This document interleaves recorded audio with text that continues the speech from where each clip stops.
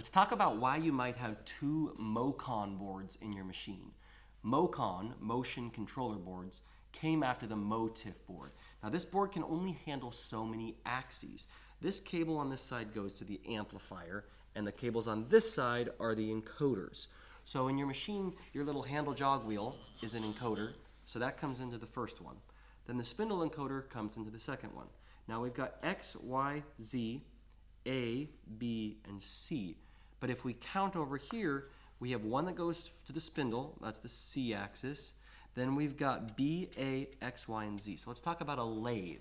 If your machine, well, lathe or mill, let's talk about a mill real quick. If your machine has X, Y, Z, and you want to put a fourth and a fifth axis on it, you can do that because these go to the amplifiers. But if you have a super speed machine, that doesn't work because the super speed uses a servo motor, an amplifier, and an encoder to run that fast tool changer back and forth. So in that case, you would need a secondary Mocon board. So see this little jumper here? This designates whether you have a Mocon 1 or a Mocon 2. So if you have two Mocon boards, you have extra ribbon cables, you have an extra power cable. The boards just sit on top of each other. The first one handles all of the basic inputs and outputs. And in this case, this is a VF6SS. The fifth axis would be on the second board. Now let's say you have a lathe. Now lathes use many more axes than a mill. So we have one for the spindle, we have one for the turret, we have one for the tailstock. That's only going to leave X, Y, Z if your machine has a Y. Now what about live tooling? What about if you have a tailstock? What about if you have a bar feeder? And if you have a C axis on the spindle?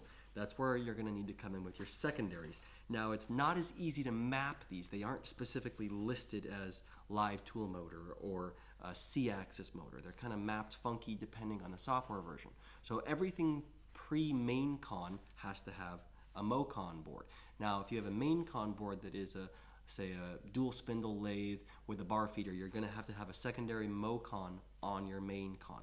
But really old machines, like 9, 10, 11 version software, if they were 5-axis machines, you had to have an extra Mocon board, especially if you were a super speed machine. So if you run into a machine that has two Mocon boards stacked, the one with the jumper is the secondary one. Pay really close attention to the wires because they aren't always labeled correctly and it doesn't always make sense, or if you're working on a lathe.